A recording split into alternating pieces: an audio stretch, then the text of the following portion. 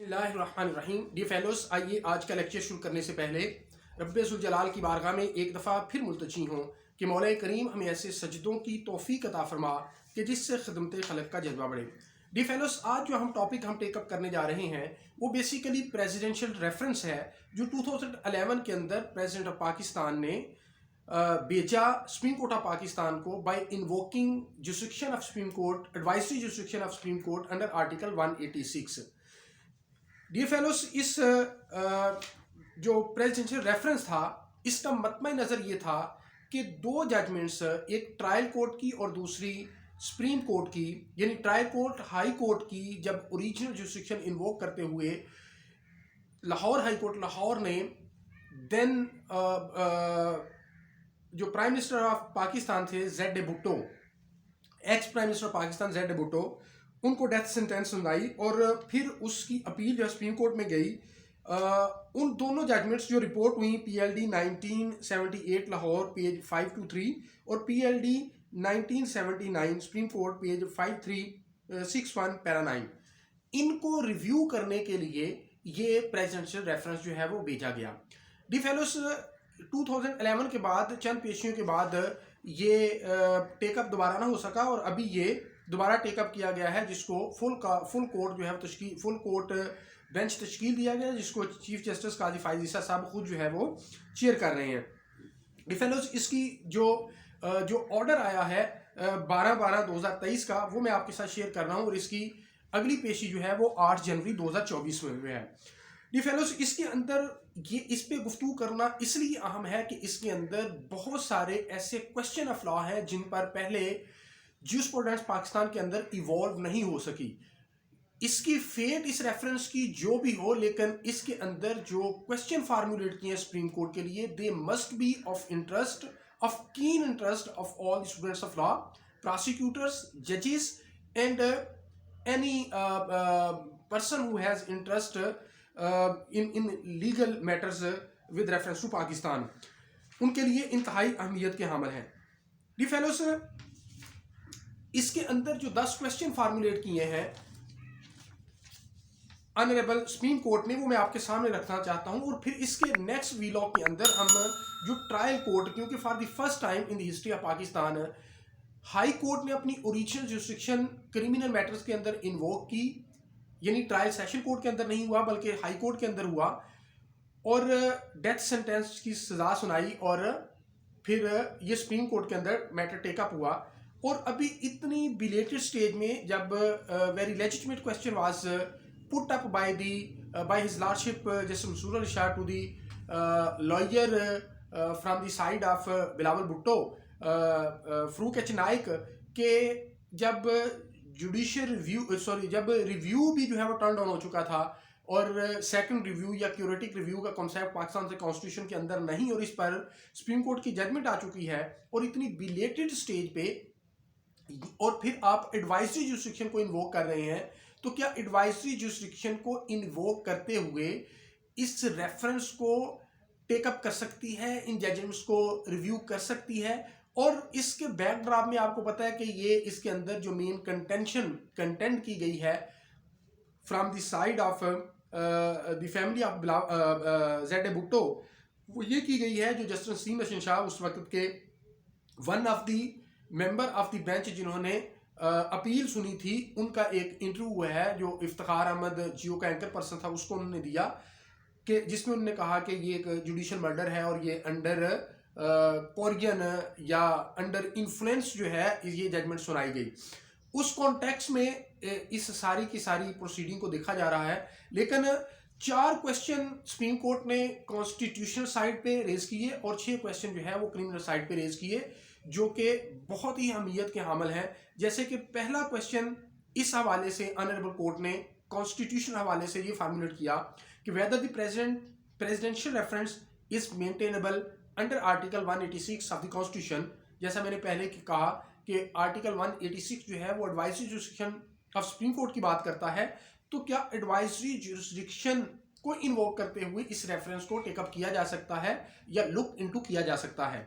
Second कहा, whether the presidential reference requires a factual inquiry, and if so, whether under Article 180 of the Constitution an opinion can be given in this regard. दूसरा question उन्होंने ये raise किया कि क्या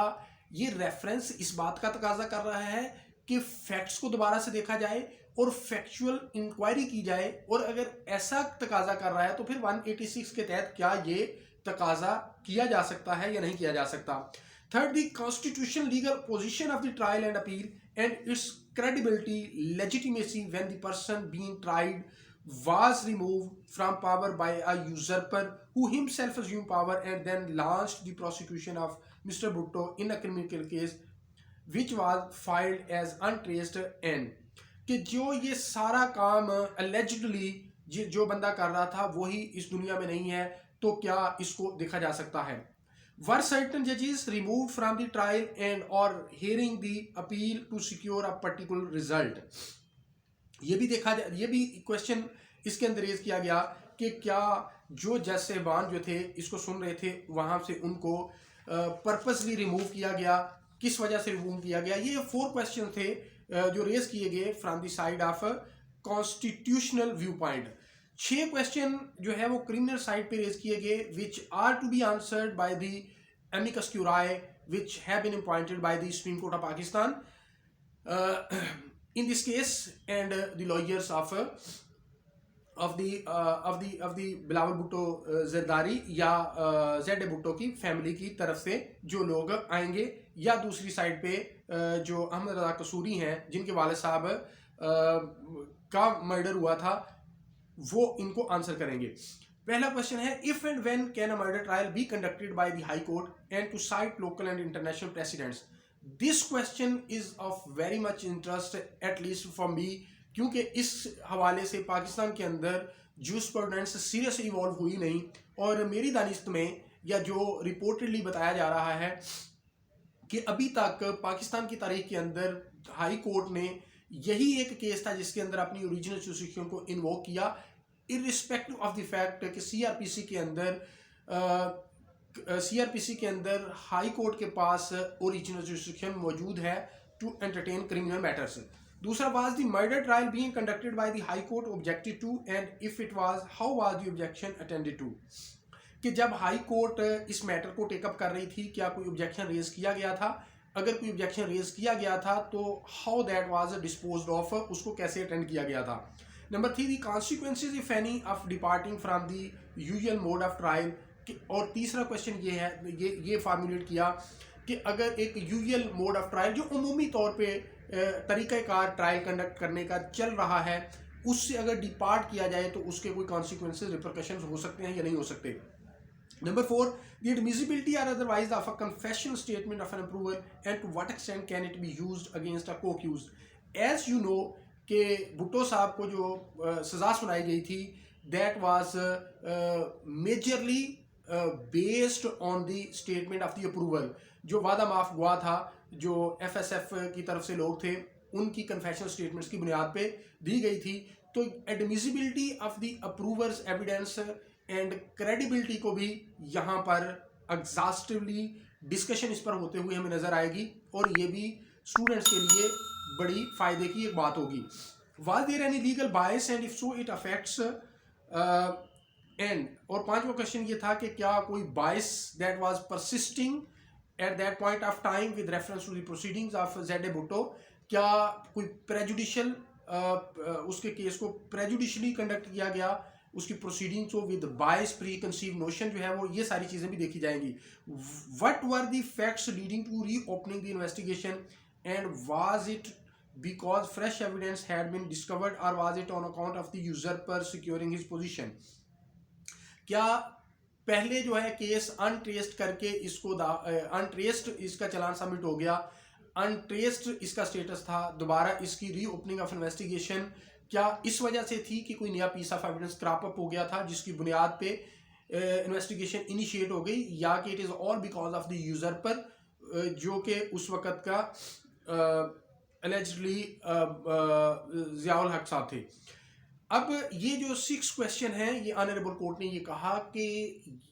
ये conditionally take up होंगे अगर पहले 4 क्वेश्चंस को आंसर कर दिया गया। अगर सुप्रीम कोर्ट ने ये सेटिस्फैक्टरली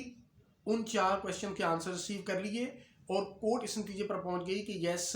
ये रेफरेंस सुना जा सकता है, under article 186 fact finding inquiry की जा सकती है। वो 4 क्वेश्चन जो पहले मैंने आपके सामने जिक्र किए, तो फिर इन 6 क्वेश्चंस को ऑनरेबल कोर्ट जो है इस रेफरेंस के अंदर आंसर करेगी। डी फेलोस, इसके बाद हम जो ट्रायल कोर्ट की जजमेंट है, हाई कोर्ट ने जब ओरिजिनल जुरिस्डिक्शन अपनी इन्वोक की, उसको डिस्कस करेंगे, और उसके बाद सुप्रीम कोर्ट की जो जजमेंट है, जो दोनों जजमेंट्स मैंने आपको रेफर की, उनको हम डिस्कस करेंगे और साथ साथ जो भी प्रोसीडिंग होगी उससे आपको अपडेट करते जाएंगे। Thank you so much.